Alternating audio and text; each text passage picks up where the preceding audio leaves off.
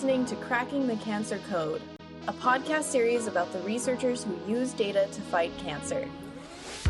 I'm Dr. Carrie Wright, a senior staff scientist at the Fred Hutchinson Cancer Center. I lead content development for the ITCR Training Network, a collaborative effort funded by the National Cancer Institute of researchers around the United States aimed at supporting cancer informatics and data science training. And I'm Candace Savanen. I'm a data scientist at the Fred Hutchinson Cancer Center, and I'm the tech lead of the ITCR Training Network. Carrie and I work closely together with a variety of dedicated cancer researchers on the forefront of cancer informatics who are shaping the field's future. In our previous episodes, we've focused on a lot of data-specific topics in cancer research, such as data sharing, the big data revolution, and how even computational research can be done in a reproducible way. We've talked a lot about how the NIH supports computational researchers in the U.S. through the Informatics Training for Cancer Research ITCR program. Doing research takes money, and a lot of it. Most of the time in academic research, these funds come from grants. So let's talk about grants, grant administration, and the business of doing science. In particular, the field of administration, if you're really good administrator, no one has a clue what you do.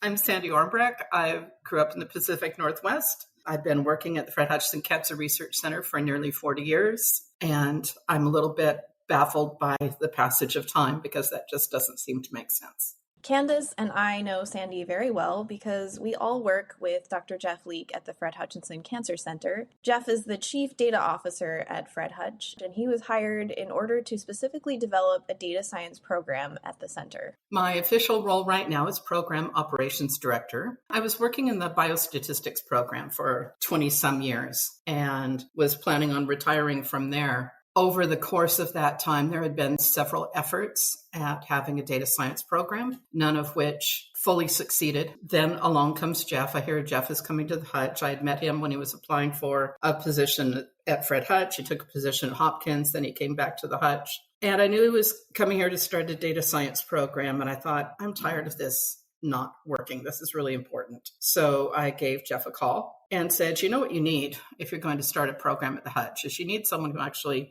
knows the institution, knows how grants work, knows enough about the field, but not so much that they'll be driving it. Just someone to help this thing get started, lay the groundwork. And he said, yeah, that'd be great. Do you know of anyone? And I'm like, Scientists aren't necessarily given funding for sure for their research. Before anybody does anything, they're applying for these grants and they're trying to talk about their scientific ideas, how those ideas are going to help society, how they are the right people to carry out those ideas because of their training and the background and the resources that might be available to their team. And they're just making their case for why their proposal for the research that they're going to do is going to help society in whatever particular area that they're in. They actually have to compete against each other, essentially, to get funding for the research that they want to do. And a team of other scientists will review proposals that are submitted by scientists and determine which proposals have the best chance of being successful. And then those proposals will get funded and they will get money to actually perform the research. Usually only the very top percentile of the grants that are submitted that get funded, and that fluctuates based on how much money is available. We are supported by Fred Hutchinson Cancer Center through the admin support we receive and that they call us their employees and the benefits that come along with that. However, the money to pay our salaries, we need to go out and get grants in order to pay for that stuff, as well as the other research that we do. If we do not get grants, we are in trouble. Back in the day, the funding line was around 28 to 32% of the grants that got reviewed would be funded. And now it's like 6 to 8.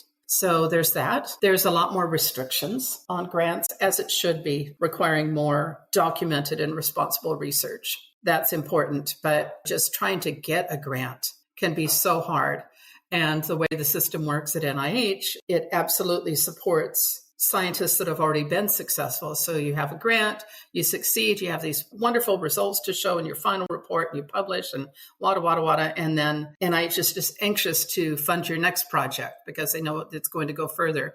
And you do that for a few grant cycles and you get in the groove and it's pretty easy to get funded. when the funding line is so low, most of the people who are getting funded have already been successful. As a person who works with a bunch of scientists and is a scientist and is married to scientists, one scientist, I don't know why I said scientist for that. Let me say that sentence again. As a scientist, as a person who works with scientists, as a person who's married to a scientist, I can totally agree that sometimes the most annoying thing about scientists is they're wanting to stick to nitpicking and principles. And maybe in a after dinner conversation, this can be annoying. Where you exactly want this kind of personality trait to be applied is biomedical research. You want the person who is going to say, are you sure that this research plan you proposed is going to do this? What about this? What about this? What about this? You want all of the different aspects of all of the grant money that is going toward this specific research plan to be scrutinized before it launches. So the beauty to me, one of the parts of science that works really, really well that I am proud to be a part of is the part of scientists, but actually other scientists. Scientists scrutinizing other scientists' work and reviewing it from the beginning to the end of that research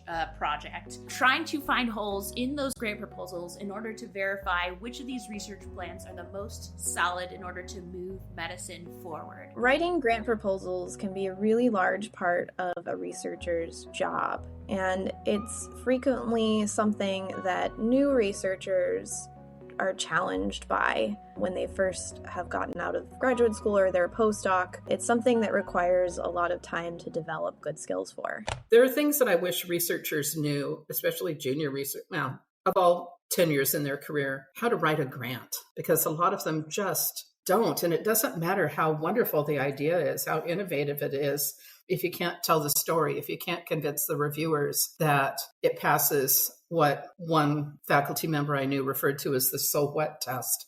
Because there's a lot of research that's more navel gazing. It's like, well, that's interesting, but how do you apply it? How does it impact the population in a positive way? So what?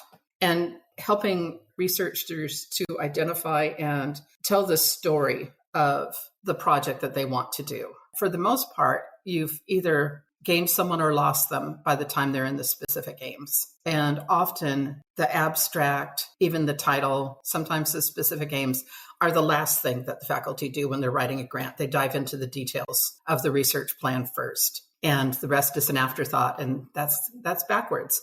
So if you tell a compelling story, the odds of your grant getting funded are much, much higher. And then writing a grant proposal is really only the start. Once you actually get awarded a grant and the funds start to come in, they have to be managed.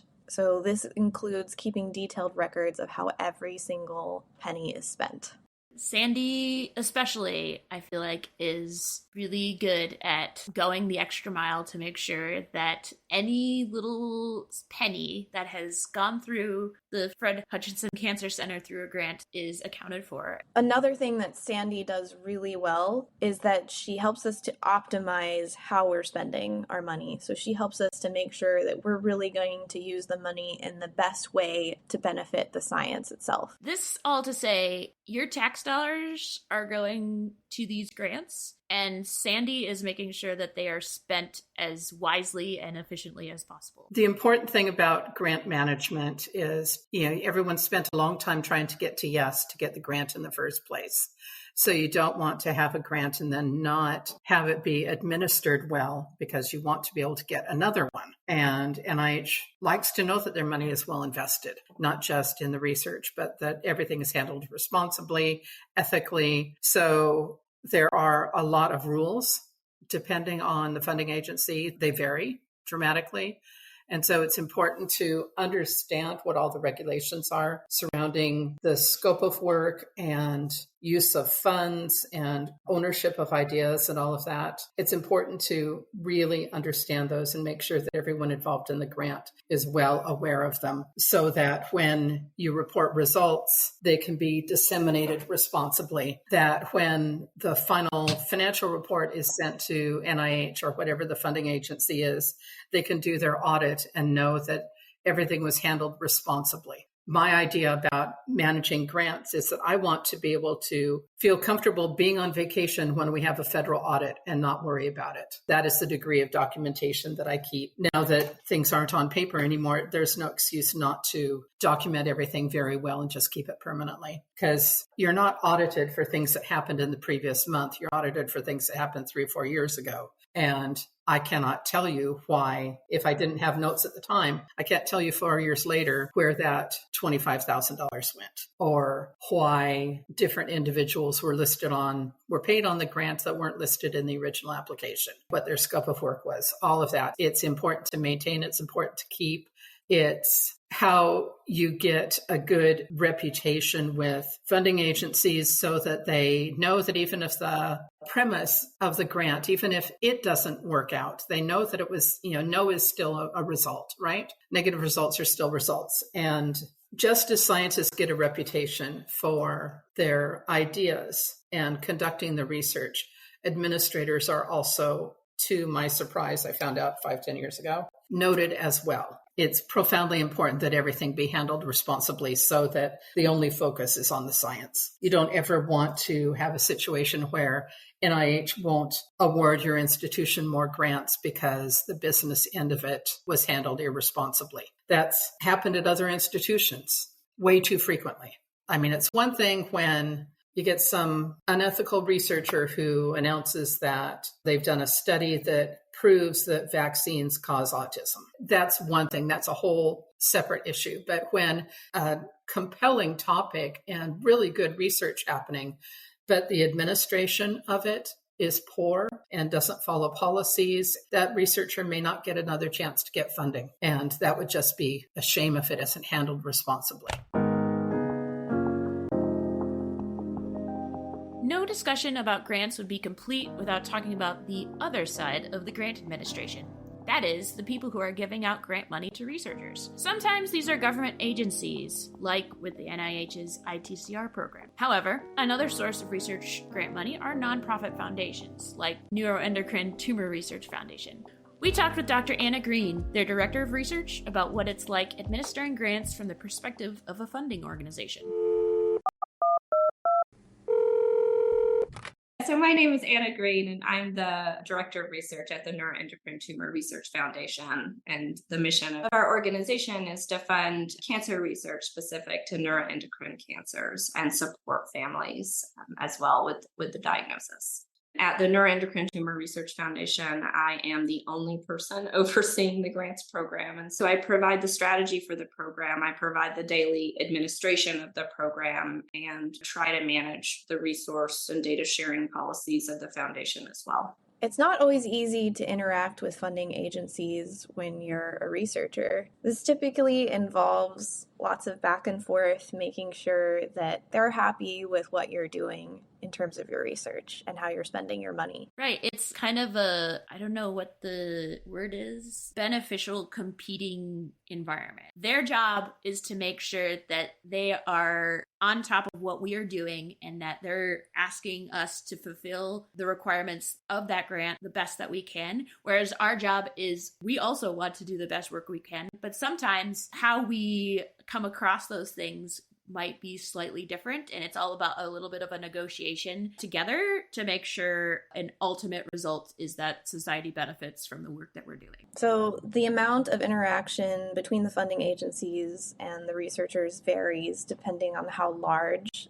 the grant is typically, or depending on the project. Certainly for large grants, you do have to interact with the funding agencies regularly. We're talking maybe every week or every 2 weeks. Whereas other smaller grants, you might not interact, but maybe once every 6 months. And they typically involve a bit of a negotiation process. The funding agency is trying to maximize the goal of what the grant was supposed to fund. The goal of the scientists is, however, to maintain their work-life balance and also do the best work that's going to optimize their career. And sometimes there's a bit of conflict there, but typically that gets resolved through discussion and negotiation. The reason those negotiations and discussions typically go quite smoothly is because ultimately we're all aiming for the greater good.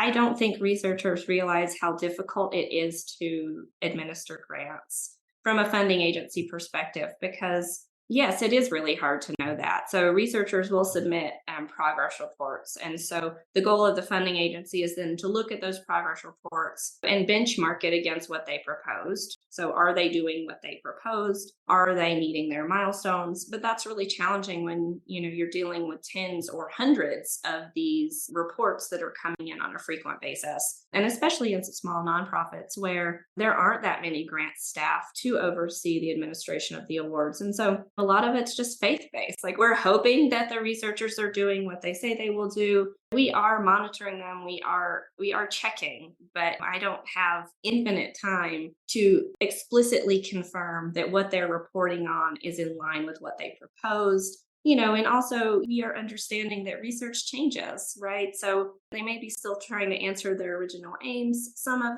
the ways they're answering them might have changed over time. And we don't want to get in the business of trying to be bureaucratic or police their progress. And so it is a challenging balance to try to steward donors' money, right? Because we are fundraising for funds and paying researchers for their projects. And so we owe it to donors to make sure these researchers are doing what they say they're doing. But it is very challenging from an administrative standpoint. From a time perspective, there's just not enough time in the day to do it incredibly well. Luckily, Dr. Green has found most researchers are really good business partners. I think that most researchers are great at complying with the policies for the funding agency. But it's like the 80-20 rule, where you spend 80% of your time on 20% of individuals who aren't complying. And they're very busy. Researchers are very busy. They know they're making progress on their research program, but we as the funder have to ensure that they're making progress. We're paying for the research. And so there's often a disconnect between, the researcher understanding that that they're making progress, but we need to see reports, and we need to see reports in a timely manner so that we can pay their next payment, and kind of that rote administrative work, but it can be challenging. Carrie and I have partnered with a lot of researchers as a part of the ITCR training network. And the most hopeful thing that I like about having worked on this project is that so many of them are very principled, that they want, in fact, are very opinionated that the work gets done to the best quality it can, and that it ultimately helps cancer patients. Dr. Green's nonprofit specializes in funding research on neuroendocrine tumors. These tend to be rare cancers, and so the foundation takes a keen interest in getting researchers to share data that was collected using foundation grant money. So funding institutions then, because they kind of hold the purse strings, can be critical drivers of research culture, practice, and behavior. They, for instance, can demand that if they give you money for a particular research project, you need to do things in a certain way. That includes good things like data sharing that we talked about in previous episodes. And data sharing is especially important for rare cancers because there are so few individuals that may have these cancers, so getting samples is really a challenge. Yeah, so it's really important that researchers share their data. And I think we're seeing more and more funders require this. But again, it's really hard from an administrative perspective to oversee compliance with these policies. I've been part of different funder alliance groups, and this is always a topic of conversation is once we have this policy, how do we ensure they're sharing their data? And everyone is scratching their heads because it's such a complicated problem because people share differently, people share on different timelines, and the timeline of the grant doesn't necessarily overlap with the timeline of sharing. And once the grant is over, there's very little a funder can do to ensure that certain parts of the data are shared. And so it's just generally a really complicated problem. And it also comes back to grant administrative bandwidth. One thing we have heard over and over from researchers is desire for incentives for sharing data. Several people have told us that they think funding mandates for data sharing are a vital part of creating a culture of data sharing. We asked Dr. Green her thoughts on how funding organizations can impact a researcher's willingness to make their data available to everyone. This has been studied. So I went and pulled this figure for you. Someone did a study where they looked at funder mandated data sharing. So they looked at publications from funders where data sharing is mandated. And they found that only 26% of data could be recovered, even when it was required to be shared by funder mandate. So that's pretty low. I think it would be even lower if the funder did not require sharing. So I think it's really important that the mandate be there. But I think that the data have shown that even with a funder mandate, data sharing, it's still pretty low priority for a lot of PIs. And there are many reasons for that. But yeah, it's 26%.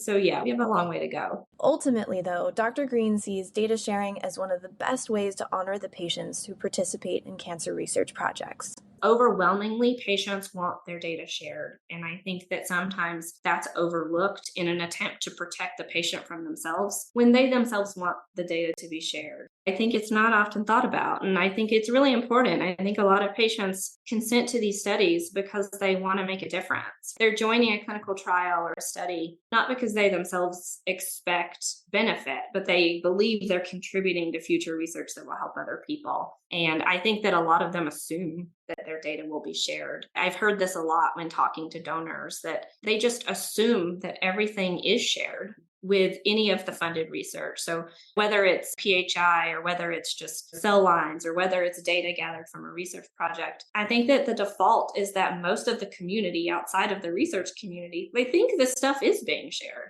And so it's quite a surprise when they learn, oh, there's not a culture of sharing. That can be really difficult to reconcile as a funder when you're communicating impact to the donor community, because they're like, what are you talking about? You have a resource sharing policy. Why aren't people just sharing? It's mind-blowing, I think, to a lot of the donor community. And I think it would be beneficial for the research community to have a better sense of their patient populations when studying them. I find it very fascinating, right? Like when you are a kid and you learn about science, or you also learn about that firefighters are an occupation, or, medical doctors, right? You don't necessarily, and Sandy had mentioned this to us as well, grow up being like, I'm going to be an administrator for NIH-funded grant projects, right? There are some things that you don't necessarily even know about because those things haven't been uplifted by society, even though they are holding up a very crucial part of society. And that's what I find most interesting about conversations with folks like Dr. Anna Green and Sandy, is that they are holding up the whole ecosystem, but so often the rest of society is like, oh, but the scientists did the stuff, right? But yes, but it's a whole team effort. And so I always just think it's such a crime that folks who are doing all this work that allow science to happen are not also being spotlighted. Spotlighted? No, kind of being, I don't know what the word is, they're not being given credit where credit is due. In this episode, we've tried to highlight some of the unsung heroes of biomedical research, which includes people in administration that work for institutes like the Fred Hutch, and also those that work at funding agencies and nonprofits that help to figure out how we should spend money from a big picture way of thinking in terms of what research should really be done. In our next episode, we're going to explore how patients' lived experiences are translated into data points and what the data can't capture. Thank you for listening to Cracking the Cancer Code. This podcast is sponsored by the National Cancer Institute through the Informatics Technology for Cancer Research Program, grant number UE5CA254170. The views expressed in this podcast do not reflect those of our funders or employers. Can we just shout out some admin folks who have really helped us a lot? Because I think that would be great. And I think it would be a great way to end this. So obviously we talked to Sandy, and I just mentioned Maleah O'Connor, who's literally submitting grants for us today and yesterday. But I also wanted to shout out Allison Peters, who started working with us recently. And literally the amount of stress she's lifted from our team is very, very palpable. And we also work a lot with LaShawn Kendall from UIC, and she keeps some of our citizen science events going. Sana keeps things going at Fred Hutch. Basically, anytime I have a question about where I need to go at Fred Hutch for something, or how do I do this paperwork? What is this paper? Do I need this paperwork? It's such a stress relief to be able to go to one of these amazing administrators and them to be able to be like, you need to go here. You need to do this. I will help you. Oh, thank goodness, because I didn't know what I was doing. We also have admin like Noelle Noble who have helped us with our IRB, and that's been extremely helpful. So admin can help in a lot of variety of ways. So Allison, like described, helps us to track our projects. So if we have a really, really large multi-million-dollar grant and we need to keep track of all the various pieces of the project, she helps us do that, which is also, again, a skill that I didn't necessarily have specialized training in. We'd also like to give a shout out to Maleah Owen, who's helped us with figuring out how to get travel reimbursements. We've had to do a lot of travel for some of our projects, and she also helps coordinate people's schedules. I'm very thankful to the administrators who make sure that the wheel stays on the tracks. You know what I mean? They're trying to make sure that the scatteredness of some of these scientists is still harnessed in a forward momentum direction. And so that I am very grateful for. Thank you to our admin.